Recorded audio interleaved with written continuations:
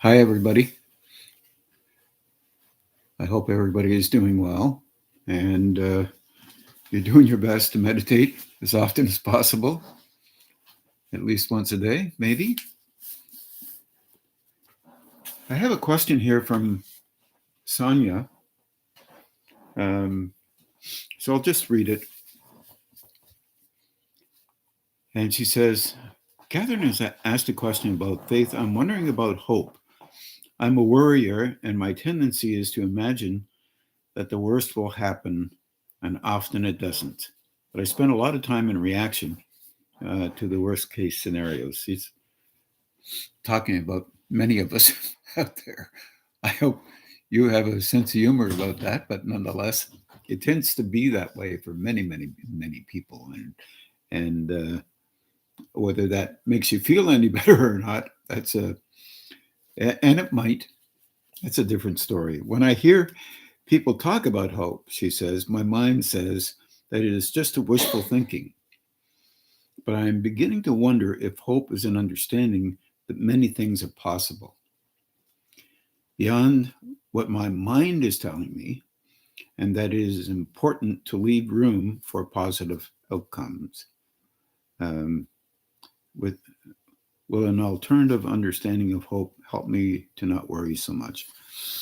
I don't know about the worrying part, but uh, I can make some guesses. But what I thought I'd do is read what Webster's dictionary says about hope.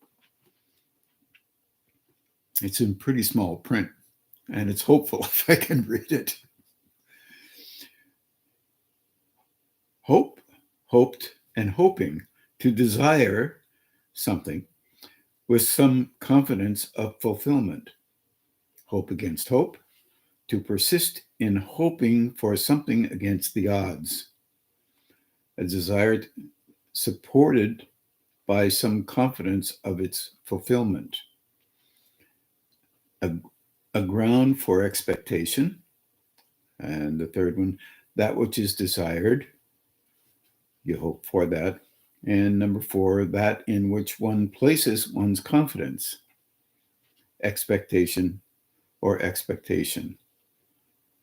Um, go on, hopeful, as defined here as an adjective, having or manifest hope, inspiring hope, a person who aspires to success or shows promise of succeeding.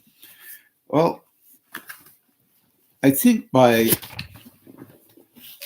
definition, there is a certain amount of clarity. Remember, this is a word that is supposed to mean something uh, to many of us in many different circumstances under various contexts. And sometimes for things, there are just no perfect answers. And we're lucky to have, lucky, it's the wrong word probably. And often we think of our chances of um, having an appropriate answer uh, is about 50-50 from a logical point of view. But our cultures are solution focused and really not used to waiting for anything. If you can't find a solution, then it's really very nerve wracking and disturbing. But that's our cultural focus. Um,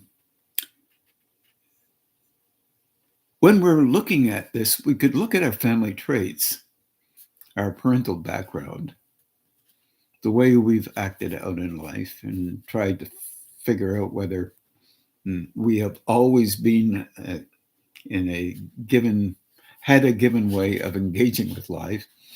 Um, and you begin to notice that many times people can be hopeful or not hopeful.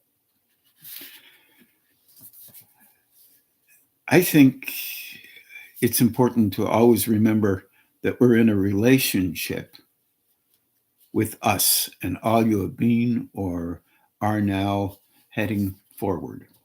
I think that's important because it gives us a better idea of the way we understand life to have been and how we played through our engagement with these uh, very difficult times that we can run into from time to time.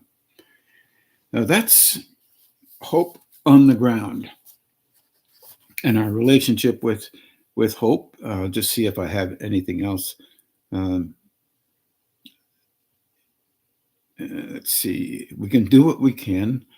Then hope will tend to soften the stress or pressure a little, at least, that we put ourselves under, and allow more possibilities to be possibly considered. It can be a tool. It can also be something that is makes things difficult for us as well. And so many situations where hope can help you and to worry less. And then sometimes you realize that the best that can happen under some circumstances are um, less than 50-50 in either direction, by the way. That's not quite an answer to a higher state, though. It is my belief and my experience that hope can be a focal point in the emotional and mental constructs of a personality that forms a link with a higher state. Um, so you could, it's that one's easy to throw out the window. Unless you have a relationship with perceiving energy, just a little bit, doesn't have to be much. So in your engagement with perceiving energy, you utilize, as you do in your life, you utilize an intensity to try and draw a line from whatever level of circumstance or level of engagement you have with higher states to a different one, to one that's beyond where you're presently focused. I think this is a very positive thing to do. And if you understand the concept of energy follows thought and understand that it also follows emotion, the more you act in one way, the more you will act in that way. Or the more you think one way, the more you will act that way because you're practicing doing it. You're reasserting the necessity to maintain how you believe things should be in relationship to you and your engagement with you and with life, of course. It can be very positive, in my opinion, and many Eastern traditions would say the same thing. When you're, for example, people talk about saying prayers or mantras. And what they're really for is to make you feel more comforted if you have a strong belief in what you're expressing, but also in that comforting, you're attempting to link, get your personality softer so that your idea or rendering of a particular focus can engage within the astral plane or mental plane at a higher level than you normally allow yourself to be in. For try and give you an example, it's hard to do that. Well, for example, if you feel that you are quite proud of your engagement with being a spiritual person, that is a personality level of engagement. It's neither right nor wrong, good or bad. It's just that's the reality of how you are. And I'm still talking about hope here.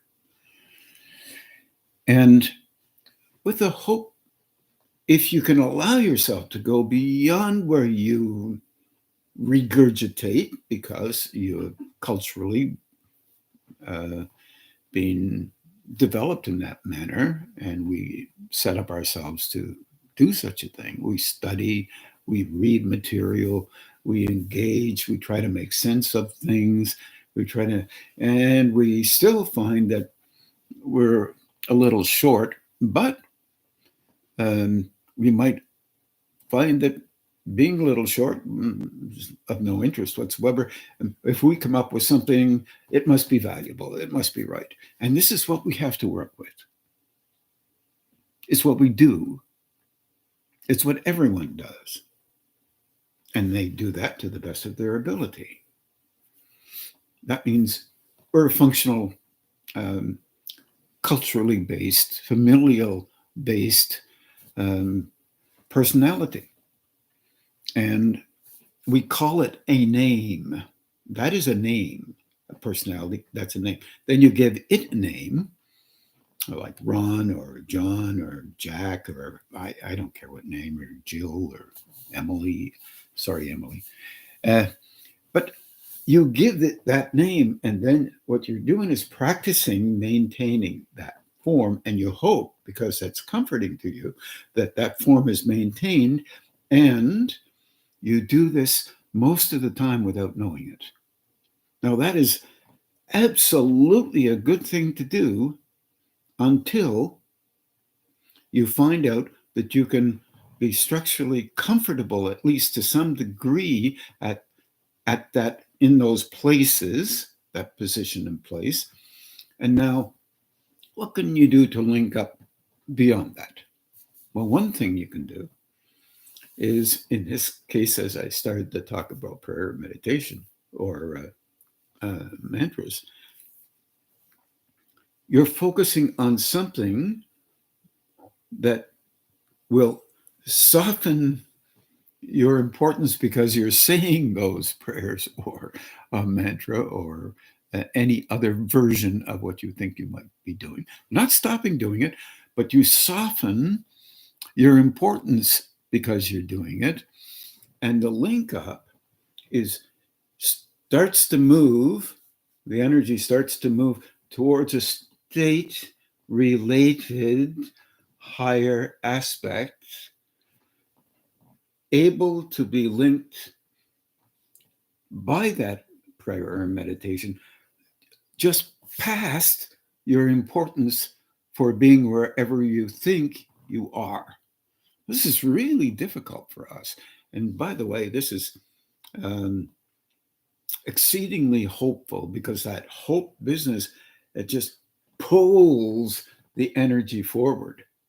If you look at it from looking at it from a spiritual point of view, or a higher state engagement, you can, in doing that, you can find yourself softening down.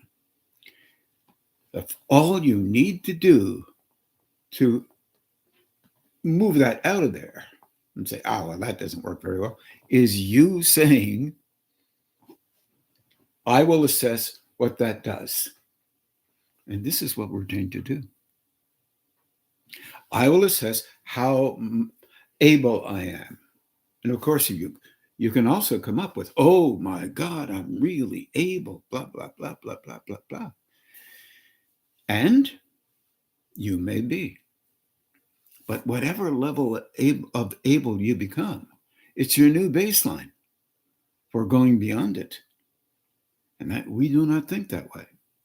We think it is related to that coarser level. I am this, I'm up here versus the coarser level. You are still in the coarser levels because this is where you live. But you're blending levels. If my elbow was a lower level and my fingers were a higher level, then they're in one relationship. They have a relationship together. There's a purposeful engagement. It has a sweeping connotation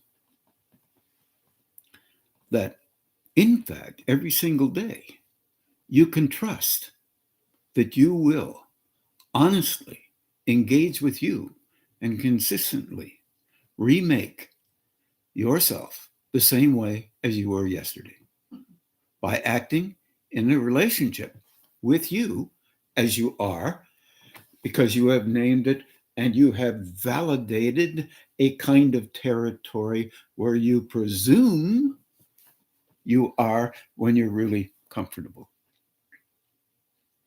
That's shocking, but it's real. It's not bad. It certainly isn't exceptionally good. It's good that you can feel comfortable though. Just remember, that's a good thing. It's not a bad thing. The difficulty is you start then reminiscing about the importance of being where you are. And when you're uncomfortable, you would rather not be there. You'd rather be in a different place. I'm still talking about hope. If you are attempting to meditate, for example, and you become able to meditate to some degree, and you think that you would like to go past your relationship with you as you are into another state,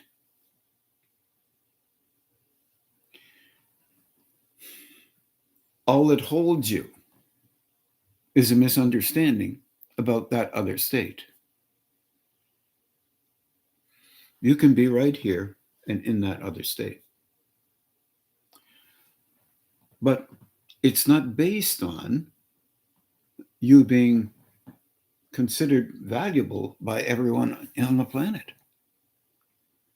That's something that is culturally biased. Almost every country on our planet has a kind of pyramidal style of who's important, then secondary, then third, and then fourth, and fifth, and fifth. And it's based on some social system that everyone has decided culturally makes sense to them. Absolutely the way we see things. It is not a negative thing. It's actually what's helped us to survive in a way, be that whatever which way you might consider it to be. I don't care which way you consider it to be. Sometimes really quite okay. Other times not so much. But that hope-related orientation is vital. Our dilemma is we have a structure that we must relatively maintain on these planes. And at some point in every one of our growing, every one of our developments that occur within ourselves, each and every one, there is a stage of relationship that begins to occur that is very, very difficult for people to understand. That emotional, mental partnership that we have that is constantly, fluidly engaging in life to support how we are begins to quiet down. Now, I've had people say, yeah, but Ron, I want to do that now. Okay, well, here's what might happen. One day, you're thinking of things, and you can't think of anything. You have a blank space in your mind. You meet a person, you know them, you can even talk to them, but there's nothing in your head. The mind plane has entered into your basket, that thing you have on your shoulders, this head thing, which is there for a good purpose. It's there to allow you, in our stage of growth, to gain access to an understanding of a form, a system. Oh yeah, that's called personality thing. It's called a functioning, physical, emotionally, mentally able person who can actually come up with options and ideas. Yeah, that's scads of options. And um, render some of them as valuable to us, and some of them not so much.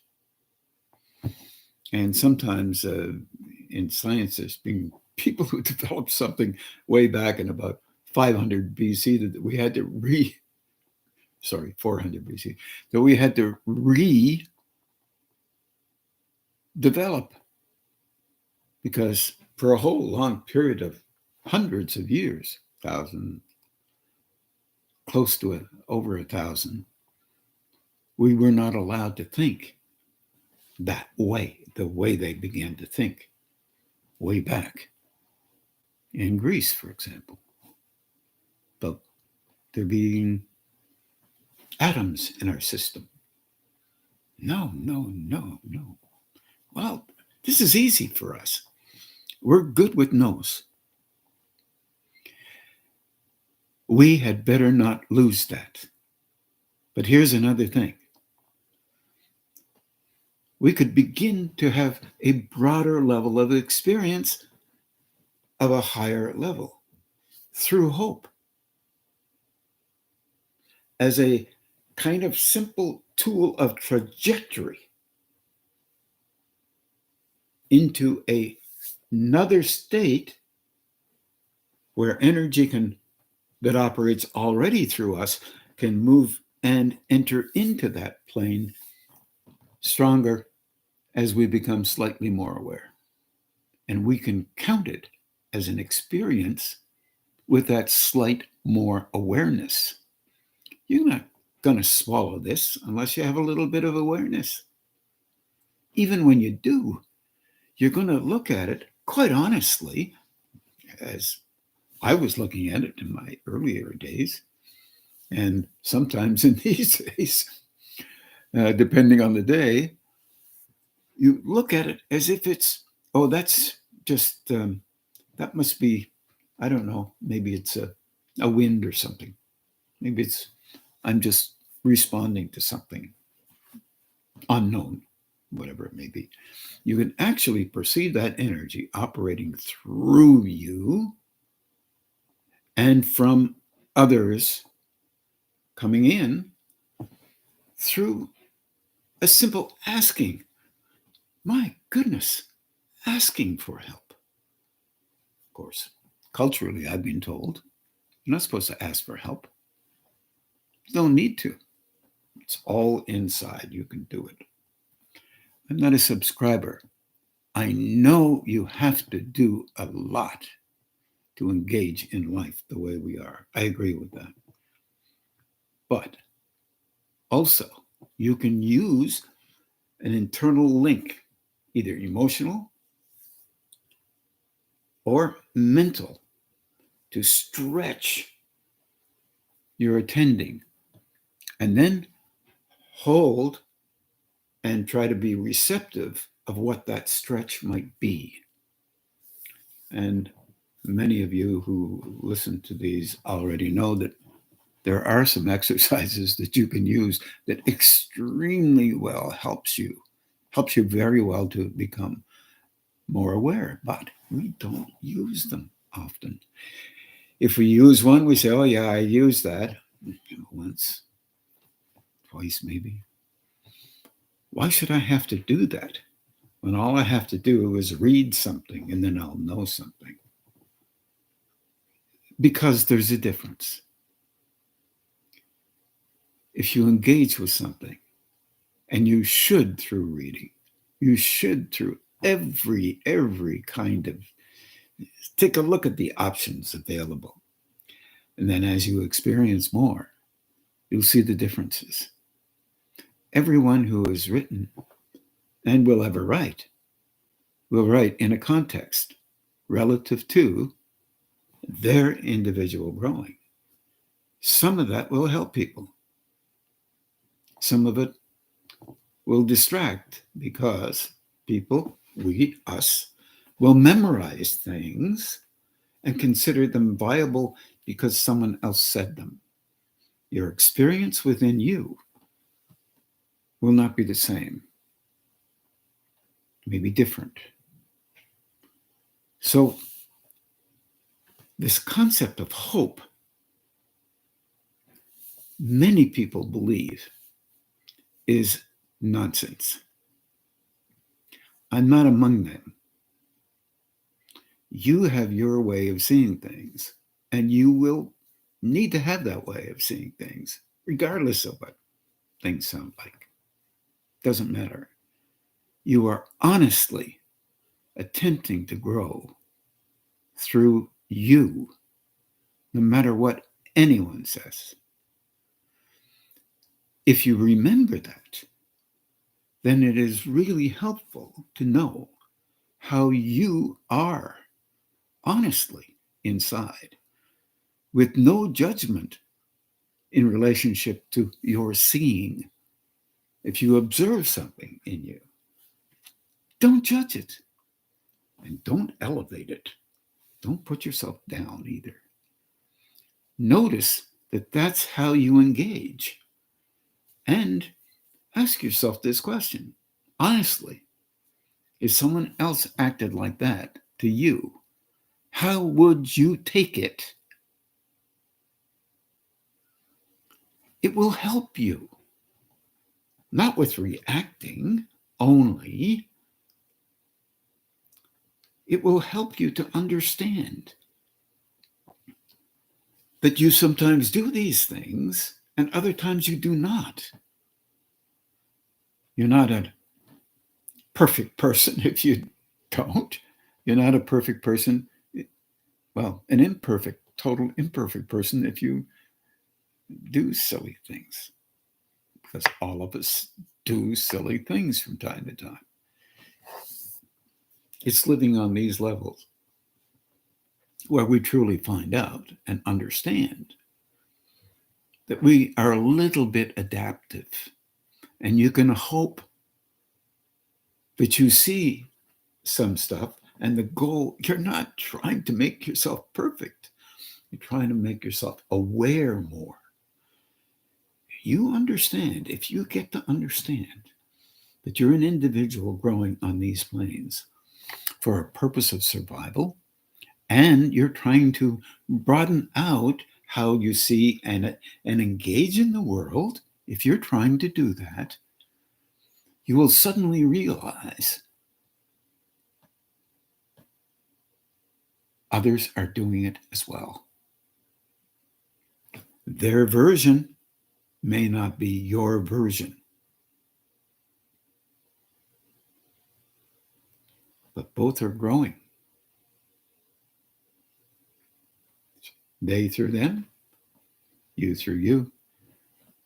The idea is becoming able to perceive so that you can eventually have one thing that you can notice. You can tell when you're with other people, that they are transmitting to you. Not in some nefarious way. Sometimes in a really wonderful way. Sometimes in just the normal personality thingy way. Pardon that. But you can tell the difference between that flow, because that flow will begin to help you. For example, the pictures that we often show, thanks to Marlene and Neville for making the pictures, Marlene for showing them. Two people transmitting to each other, one more capable in one center than the other, and they help each other out because they are engaging with each other. Neither one may be even thinking about the fact that they're now helping somebody else. They don't have to do that. It's not relevant. What is relevant is that they're open slightly different in some of these so-called chakras, valves of where energy can flow through. And they're being helped to stretch the ones they have used primarily for survival or use in a particular manner, not only for survival, but expression of various kinds. And that's, to me, wondrous. And that is hopeful for our species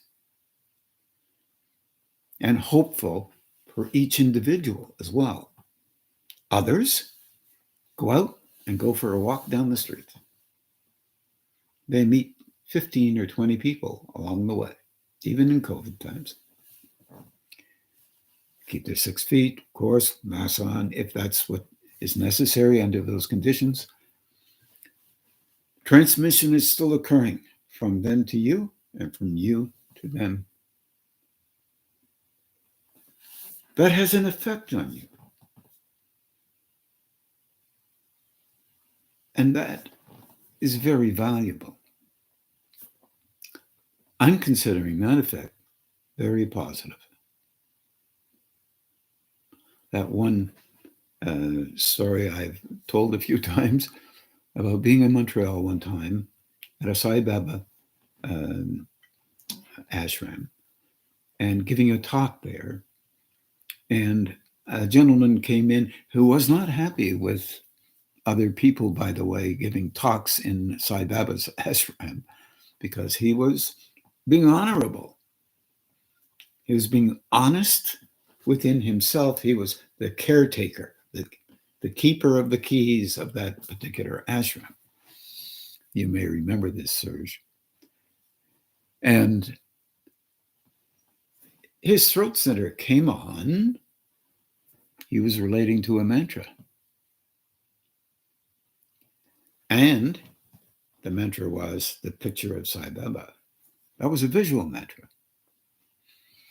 Energy was coming out of his throat center into mine. I was coughing.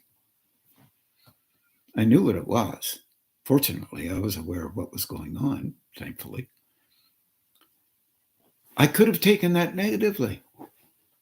It wasn't negative in my mind. Even if he had a groan or on his face, he was saying the mantra, his visual mantra to Sai Baba, in spite of the way he thought.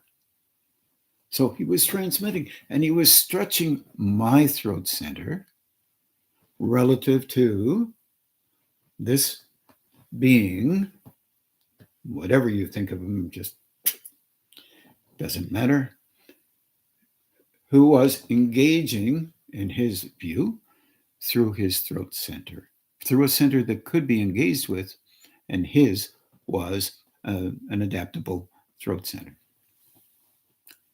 The energy was coming, stretching mine, and I said something like, don't worry, it's just a throat center, something like that.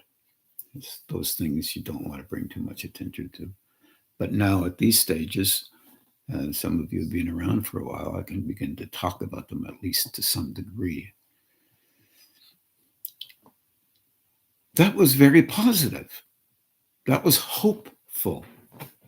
The more that throat center can open, the more you can link up with a connected engagement with other centers, or it makes stronger your link with the brow or the crown. And the more it opens, the more it will go down to help the heart center to open more and to broaden out solar plexus, root, and gonad center in a way so that the personality can handle more energy going through it, physically, emotionally, and mentally. I know people don't write about this and talk about it. I'm writing about it, thankfully, a little bit anyway. But this is real in our link up, or our hope to maintain and engage with a higher state. Fortunately, these questions are wonderful because I happen to know that the perception of energy that Sonia can perceive allows her to realize that there is energy flowing.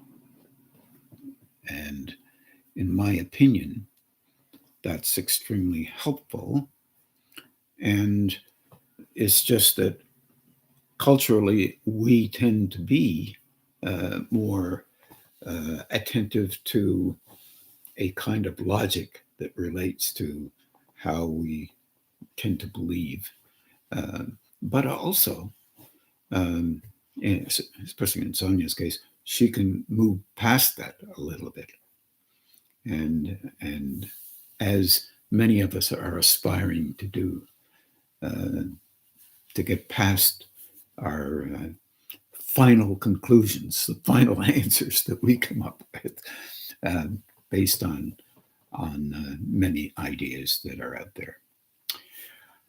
I think that's about all I can say for hope. So I've tried to cover the what it's like here, um, and what it may be helpful in relationship to moving in a direction to link up beyond a belief system or systems that we naturally carry within us to comfort ourselves. Thanks for that question. And there's another one here. And this one, I think, I better put my glasses on. Is this the one I was looking at? Sorry. Um,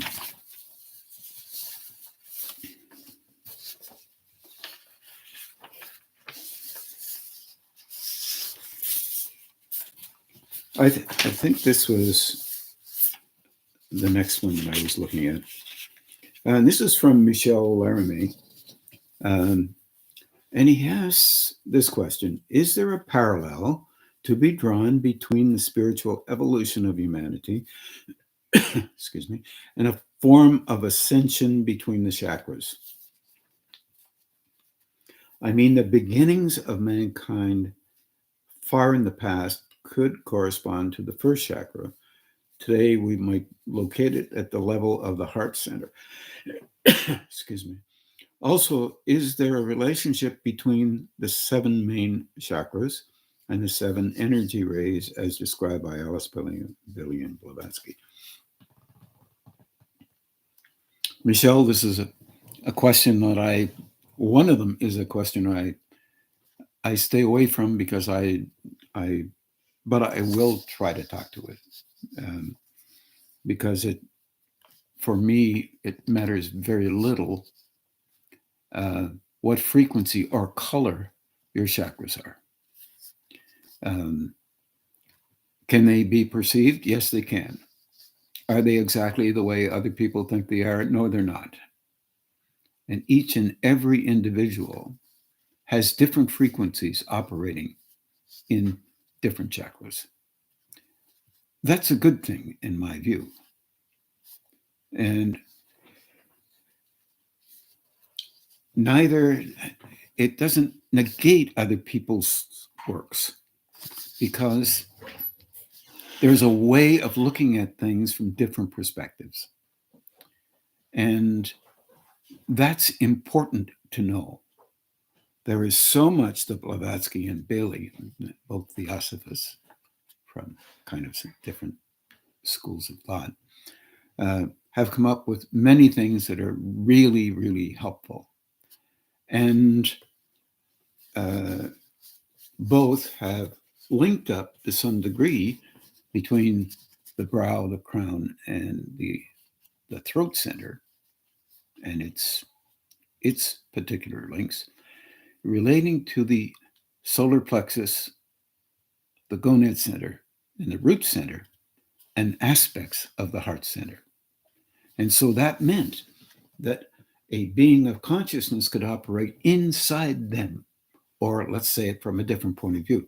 A higher state could operate in them to help them to write something that would be helpful to humanity and move them from one state, especially out of the personality state, which is root gonad and solar plexus, with links to the heart center, links to the throat center, links to the brow center, links to the ground center. And there are many levels of those links that come together. I think this is an appropriate thing to say.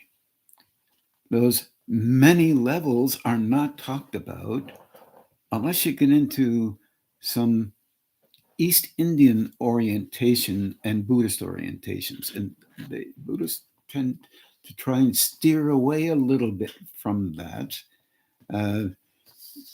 And for good reason, because the personality is so much involved with needing to value itself for the purpose of feeling comforted internally in any and everybody's engagement with life. Everybody. And when those links start to begin to occur, there's expression and there's less worry about what's being expressed. And in some of those link ups, remember, they're operating through a personality. And that's always the way we are. That's what we are. And so there is an expression relative to the personality and where the personality is. And these were two able beings, but they still had personal ways of seeing things. And this, if you read deeper into their lives, you will know. But that does not negate some gems that they've come up with. So keep reading. It's really important. So is there a parallel to be drawn between the spiritual evolution of humanity and a form of ascension between the chakras? I believe that that is true, and it sounds like you do too. So in a kind of a way, let's start here. Wherever you are, Michelle, everybody, I'm talking to everybody, including myself, wherever you are in that link up or ascension, you call it, because it's out of a Christian background. And that's fine. It's just a word. I mean, it's not the raising of that energy all the way up, is the links that begin to grow at different levels of that raising.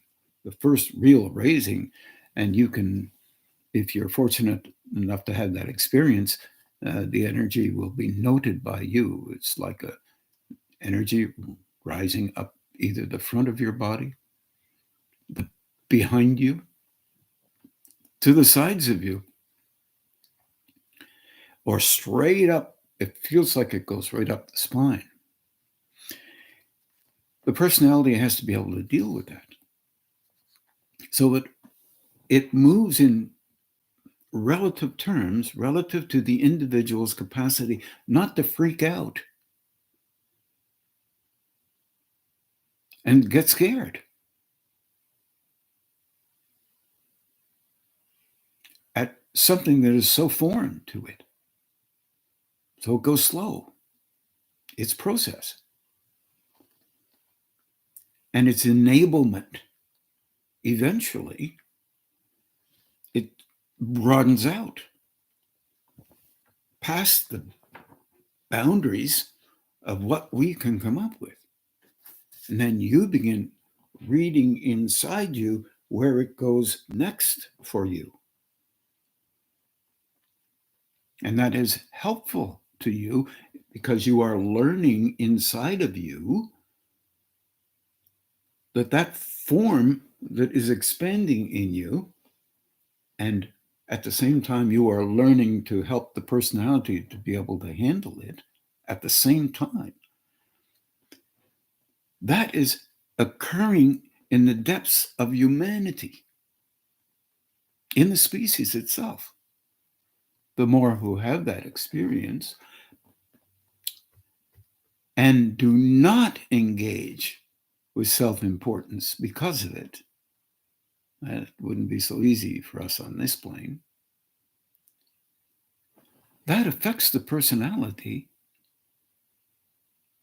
to assert, in a kind of a way, an availability to be helpful to others and not interfere with that help by the personality thinking it's the one that's doing everything.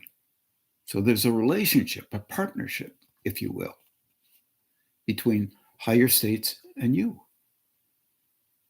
under those conditions. But only after you can allow yourself to soften down the need that all of us have to comfort ourselves by being valued. You're already valued. But since we're culturally trained to assess and judge how another is versus somebody else versus this, or how you are versus somebody else, or your answers versus somebody else's. And that's exactly what we have to do until we don't. There's no negation in that engagement. It's developmentally sound through the word of process. Eventually, the individual sees themselves doing those things and slows it down because it sounds weird to its ear. The ears, linked with the neck and the brow and the heart, starts. It doesn't start until that solar plexus and handles something beyond itself. Well, it does a little bit because it always starts with that lower part of the heart center. They're linking. It's a sympathetic relationship. It's very valuable.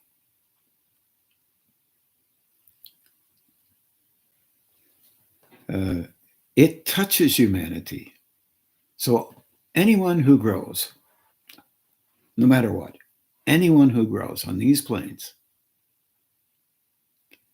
and is learning to perceive that growing, not from here, but from experience, affects the personality's rendering of a cell in the body of humanity.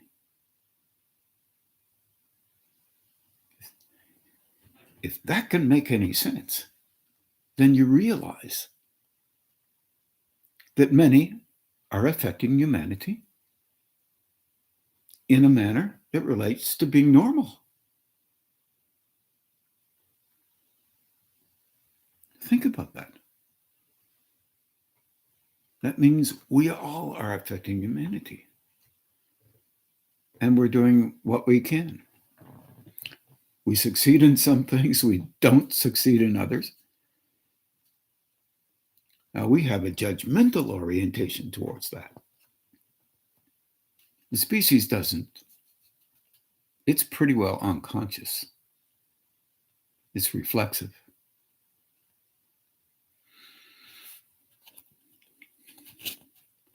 As more and more people become more conscious of another state or of that flow operating through them, because it is a relationship with loving. This one is so hard. It loves so much that it will help you to do whatever it is you think you need to do. I don't care what it is, so that you can see you where you are. And we're not totally ready for that one yet. But we're very, very good at assessing others, and sometimes ourselves. Not so great sometimes. Not so positive. We're learning. And we, most of the time, grab onto beliefs that might be helpful. And sometimes they're just beliefs that make sense to us for a small period of time, 20, 30, 40, 50 years. And then it becomes less interesting. So right you are, wherever you are, you affect humanity. there's another thing that I think, and that relates to the chakras too. Yeah, sure. At some point, some imaginary point, at some place along the line, that we've given names, and that Blavatsky and Billy talk about masters and Arafats and avatars and all the rest of it. And we give those names because it enables us to be hopeful that we could become something like that, maybe someday.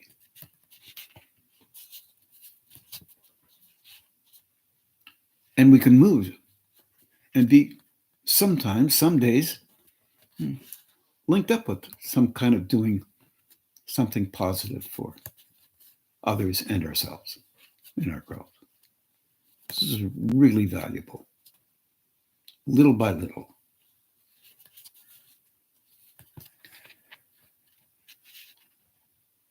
This question is linked up with a whole lot of other questions, as well as the previous question and the one on faith and almost every single question that is involved with us is involved with reassurance.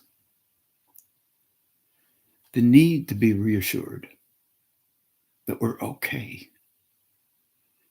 We don't get a lot of that sometimes. Life has a funny way of cultivating bumps. No matter what bump, no matter what's somebody, whoever judges you, no matter what, or if you judge yourself, these are just bumps. And they're not as real in the judgment. You do not understand the engagement that you have as an individual in relationship to this life and others. And I know you have another question about this. I will get to it eventually. I might even save it for the fourth. I'm not sure yet, Michelle. But it's important to realize that as you grow, you can have a link, a single second. This one I think you can relate to, where internally something happens that really can freak you out because you're not used to the sensations that have occurred in you. It occurs to most people who are on the spiritual path, whatever that may mean to them. That's the personality saying, ouch, just a minute here. Oh my God, I don't know what this is. It doesn't fit in a system that I have already cultivated. And there's many of those things that occur. They do occur for one thing only, so that you can, we can, begin to understand that the personality is a form.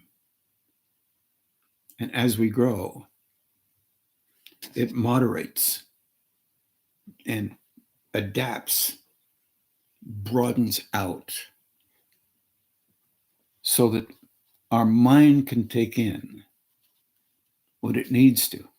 Our emotions can handle what might be given as a perception. And our physical form, whatever that may mean internally, and our sensing mechanisms, our brain itself, and the ability to handle flow through us, may adapt and change in a manner that may be a little uncomfortable at first, just because we're not used to it. And in that means that you are dealing with helping humanity in that place where humanity isn't used to becoming conscious of something that lies within it. And words are difficult to find in an appropriate manner to express perfectly exactly how it is, because the words are involved with our personalizations, what we've learned how to say, how we say it, what we think might make some sense to us, and our internal reflexes that go along with the expression of those words. Whatever language you have, the language of knowing internally is different. And it truly does express, but it can only use the vehicle that it's involved with. And the vehicle does the best it can. And the species can only handle what it's ready to handle, and usually gets more than what it's already prepared to handle. Stretches and then grows into something beyond what used to be normal for it. And that is a hope from my perspective.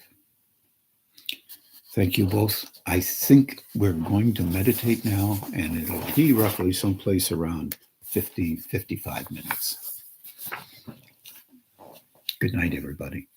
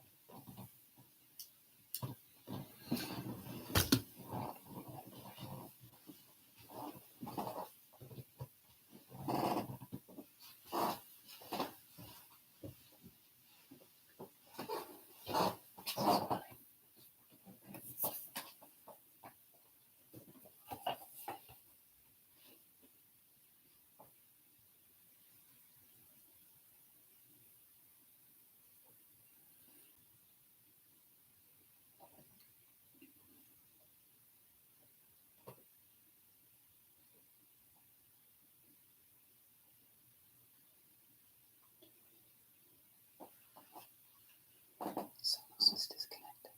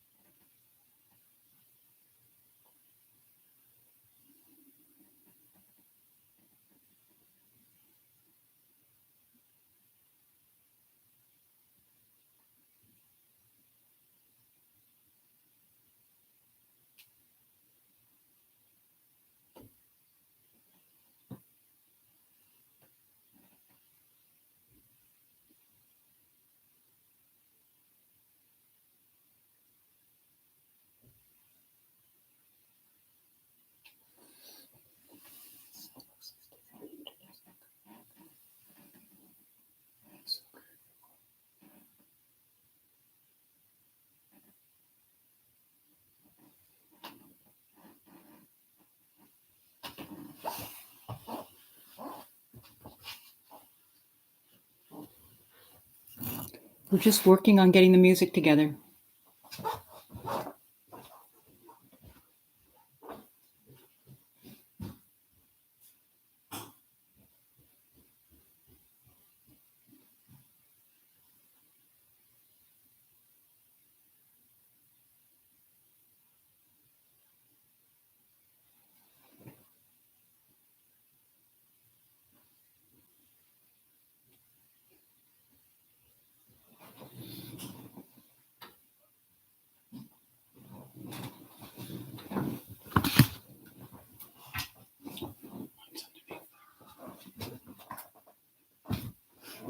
Sorry.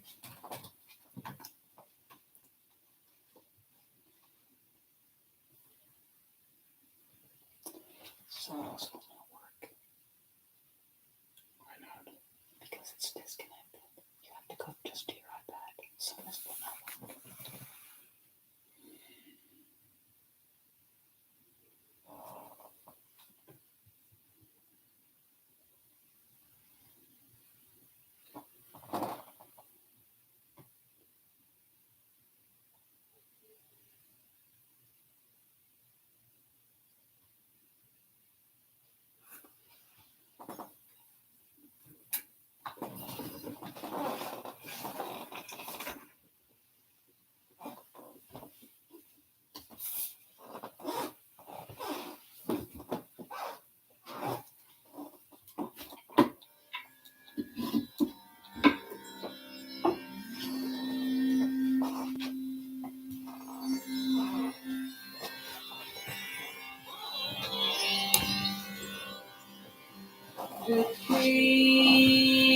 कल्पितमासनं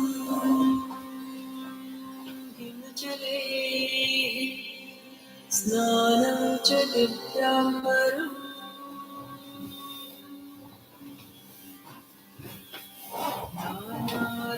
नानारत्नविभूषितं मृगदामोदाङ्कितं चन्दनम्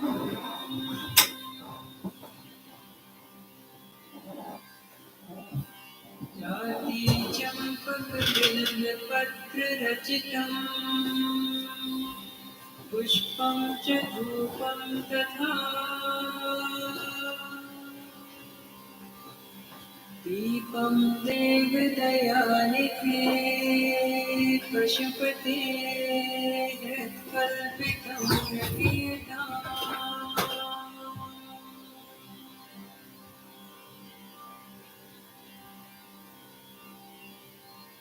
सौवर्णेन रत्नखण्डरचिते पात्रे घृतं पायसम् भक्ष्यं पञ्चविधं पयोदधियुतं ब्रह्माफलं पानकम्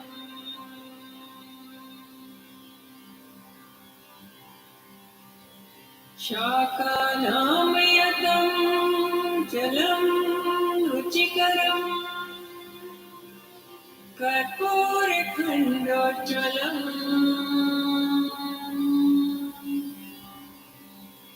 ताम्बूलं मनसा मया विरचितं भक्त्या प्रभो स्वीकुरु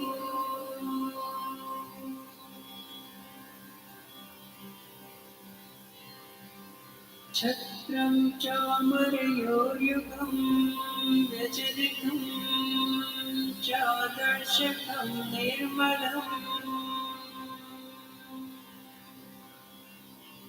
वीणाभेरिमृदङ्गकोगलकला गीतं च नृत्यं तथा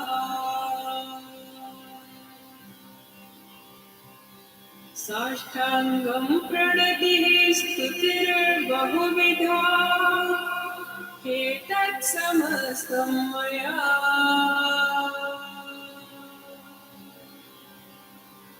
सङ्कल्पेन समर्पितं तव विभो पूजां ग्रहाण प्रभो आत्मा त्वं गिरिजामते सहचराः प्राणाः शरीरं ग्रहम् पूजा ते विषयोपभोगरचना निद्रा समाधिस्थितिः सञ्चारः पदयोः प्रदक्षिणविधि स्तोत्राणि सर्वाभिरो यत् कर्म करोमि तत् अखिलम् शम्भो तवाराधनम्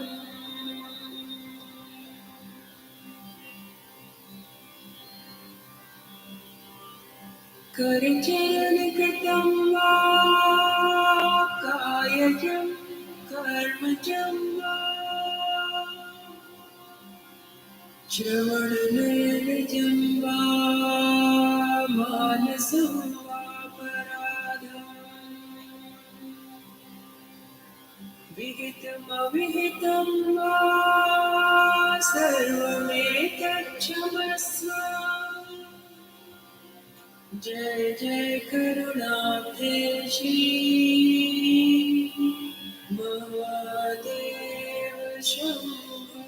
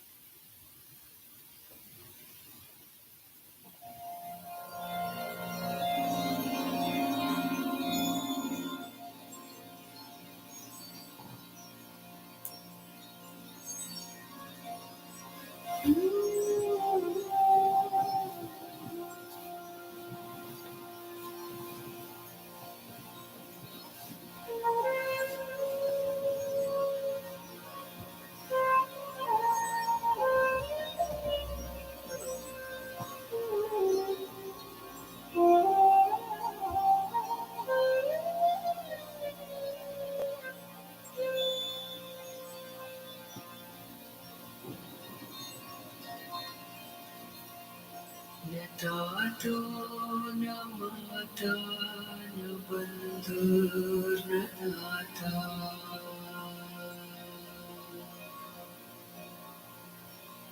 न पुत्रो न पुत्री न भृत्यो न भर्ता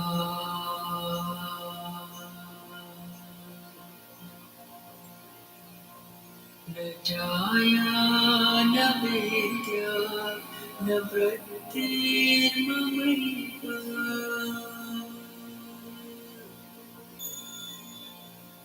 गतिस्त्वं गतिस्त्वं अमेका भवानि गतिस्त्वं गतिस्त्वं त्वमेका भवानि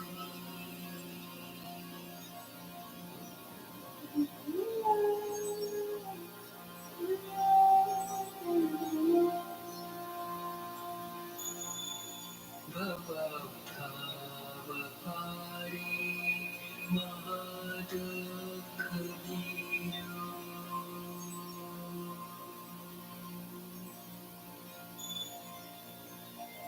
प्रपात प्रकामी प्रलोभी प्रमत्ता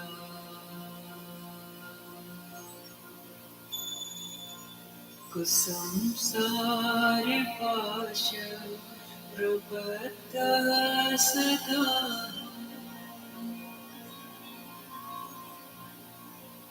गतिस्त्वं गतिस्त्वं अमेका भवानि गतिस्त्वं गतिस्त्वं त्वमेका भवानि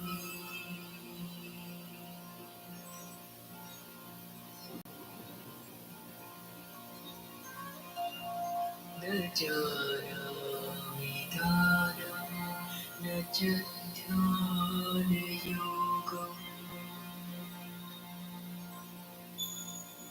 न जानामि तन्त्रं न च स्तोत्रमन्त्रम्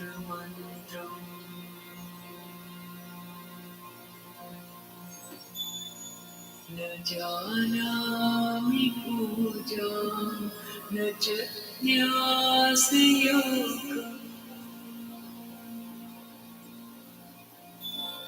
गतिस्त्वं गतिस्त्वं त्वमेका भवानि गतिस्त्वं गतिस्त्वं त्वमेका भवानि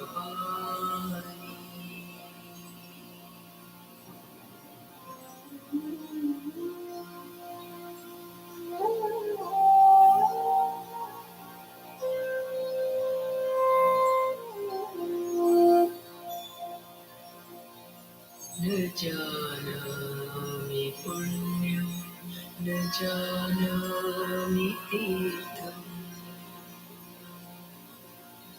न जानामि मुक्तिं लयं वा कदाचित्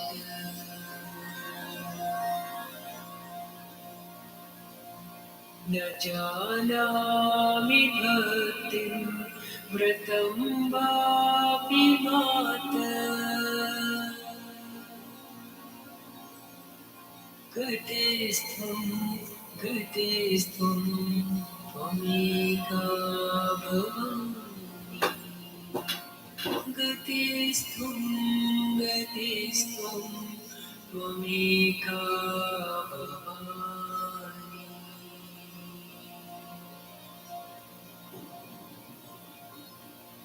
कुकर्मी कुसङ्गी कुबुद्धि कुदास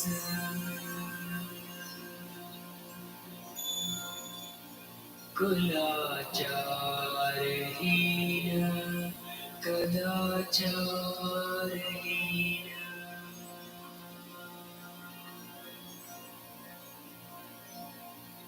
कुदृष्टि कवाक्य प्रबन्ध सदाहम्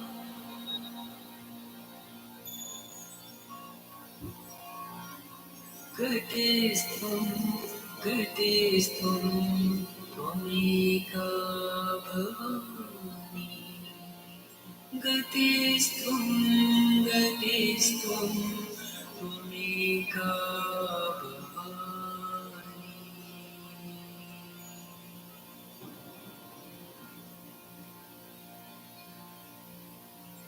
रजेशं रमेशं महेशं सुरेशं दिनेशं निशीथेश्वरं वा कदाचित्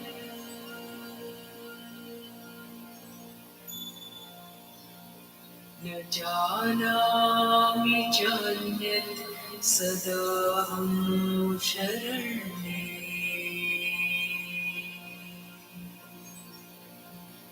गतिस्त्वं गतिस्त्वं त्वमेका भवानि गतिस्त्वं गतिस्त्वं त्वमेका भवानि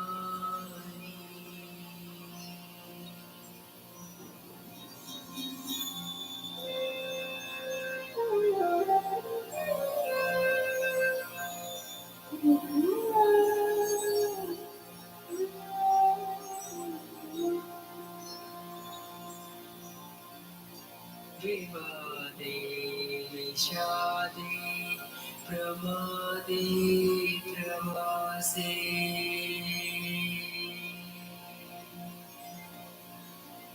जले चानले पर्वते शत्रुमध्ये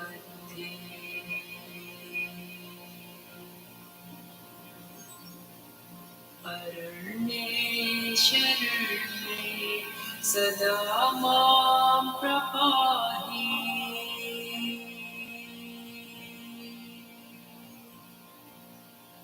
गतिस्त्वं गतिस्त्वं त्वमेका भवानि गतिस्त्वं गतिस्त्वं त्वमेका भवानि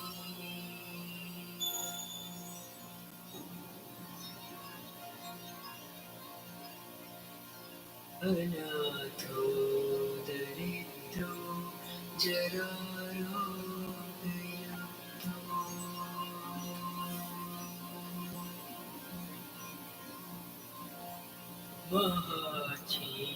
महाक्षीणदीना सदा जाड्यवक्त्रा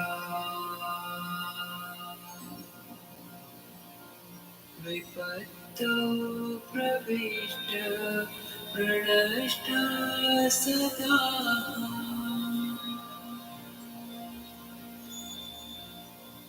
गतेस्त्वं गतेस्त्वं त्वमेका भवामि गतेस्त्वं गतेस्त्वं त्वमेका भवामि गतेस्त्वं गतेस्त्वं त्वमेका भवामि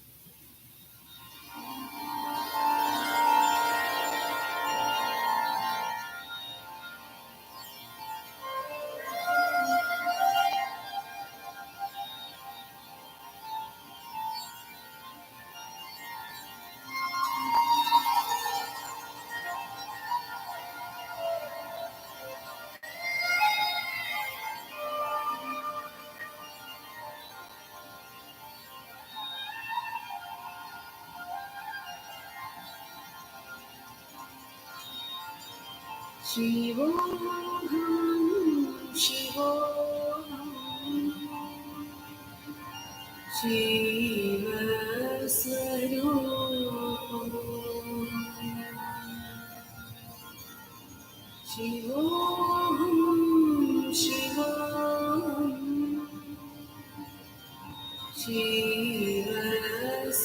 शिवस्वरूपम्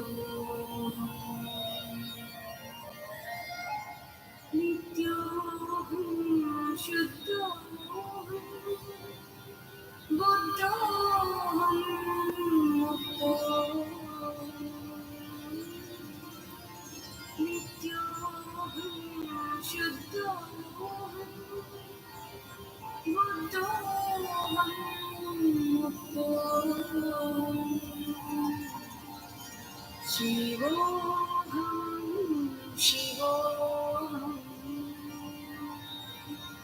शिवस्वरूपम्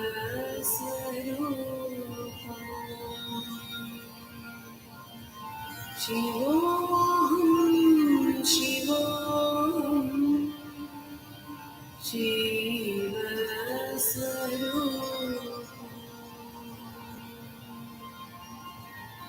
नित्योऽहं शुद्धोऽहं बुद्धोऽहं मुक्तोऽहं नित्योऽहं शुद्धोऽहं बुद्धोऽहं मुक्तोऽहं शिवोऽहं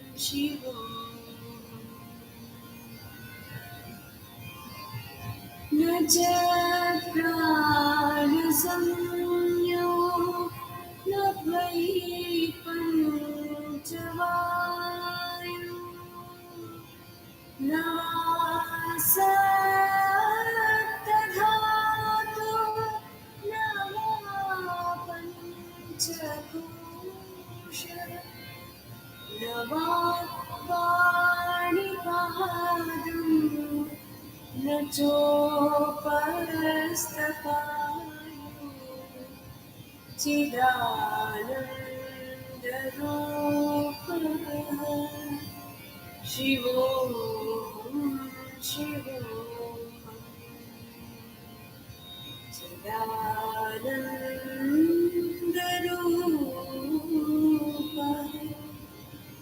शिवोऽहं शिवोऽहम् न मे द्वेषरागो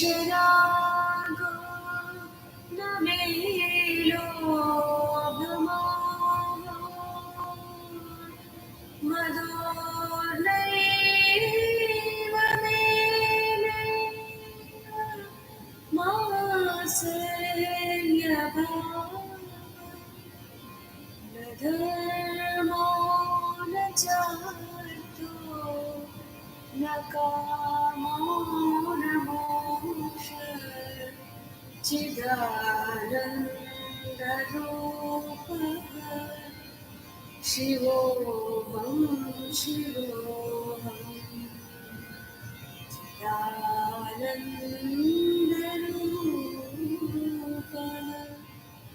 शिवोऽहं शिवोऽहम् न पुण्यं न पापं न सौख्यं न दुःखम् न मन्त्रो न तीर्थं न वेदा न यज्ञः अहं भोजनमेव भोज्यं न भोक्ता चिदानन्दरूपः शिवोऽहं शिवोऽहम् चिदानन्दरूपः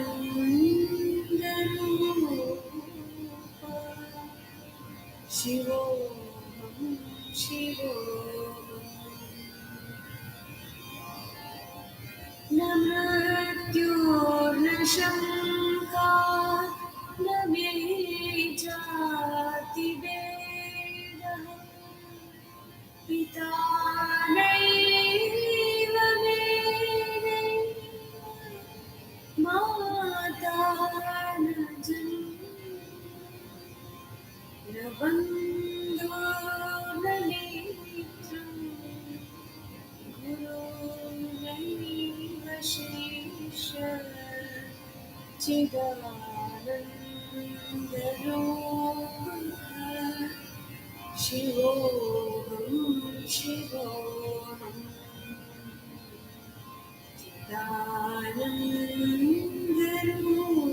चिदानन्दरूपः शिवोऽहं शिवोऽहम् अहं निर्विकल्पो निराकाररूपो विभूत्वाच्च सर्वत्र सर्वेन्द्रियाणां न च संगतं नैव मुक्तिर्न लीया चिदानन्दरूपः शिवोऽहं शिवोऽहम् चिदानन्दरूपः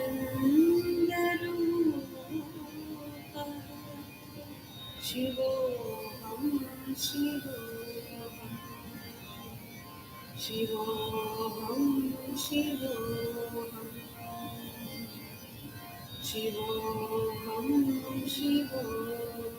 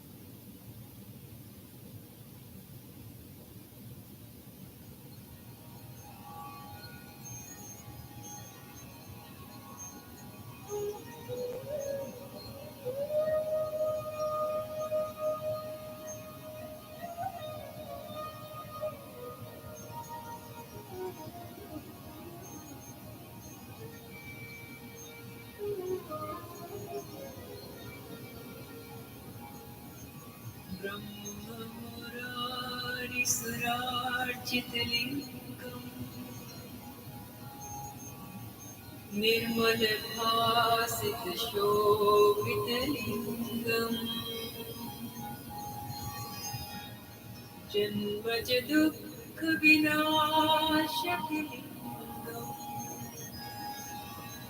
तत्प्रणमामि सदा शिवलिङ्गम्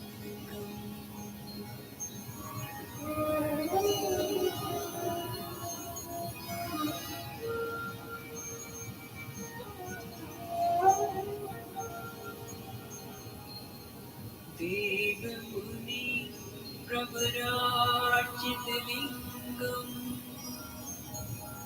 कामदहन करुणाकरलिङ्गम्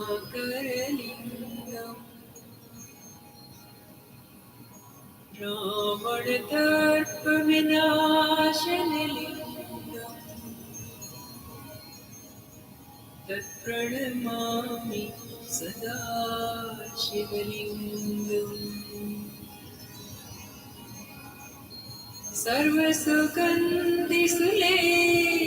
सर्वसुगन्धिसुलेपितलिङ्गम् बुद्धिविवर्धनकारणलिङ्गम् सिद्धिसुरासुरवन्दितलिङ्गम् तत्प्रणमामि सदा शिवलिङ्गम्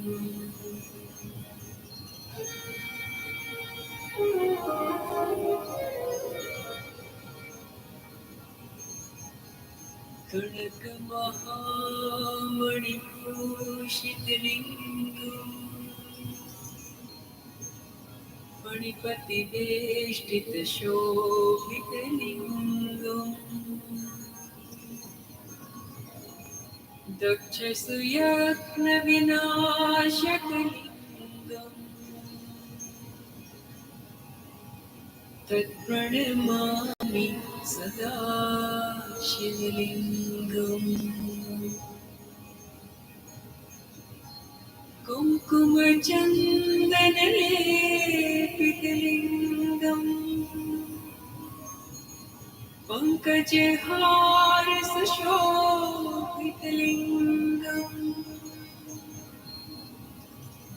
सञ्चितपापविनाशकलिङ्गम् तत्प्रणमामि सदा शिवलिङ्गम्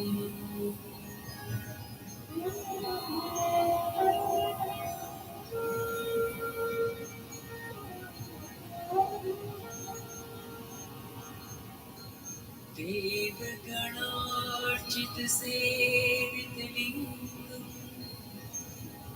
भावैर्भक्तिभिरेव च लिङ्गम् दिनकरकोटिप्रभाकरलिङ्गम् तत्प्रणमामि सदा शिवलिङ्गम्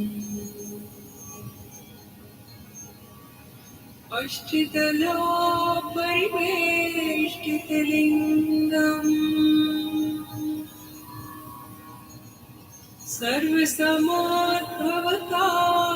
सर्वसमोद्भवकारणलिङ्गम् अष्टदरिद्रविनाशकलिङ्गम् तत्प्रणमामि सदा शिवलिङ्गम्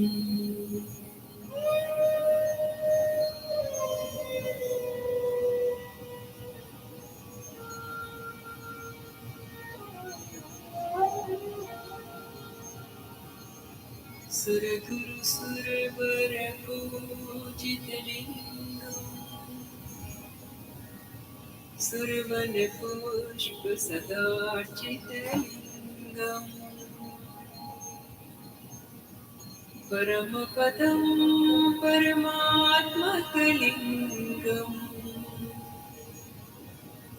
तत्प्रणमामि सदा शिवलिङ्गम्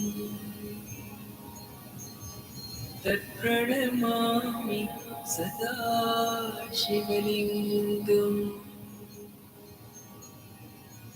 तत्प्रणमामि सदा शिवलिङ्गम्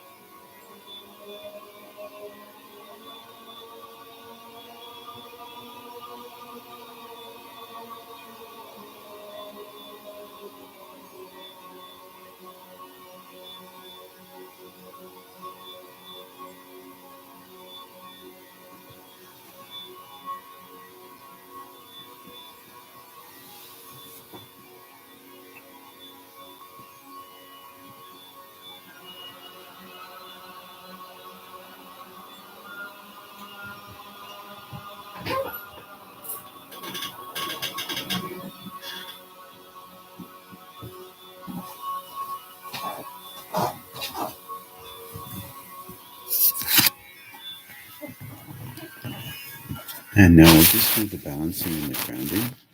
And have a good evening, everybody.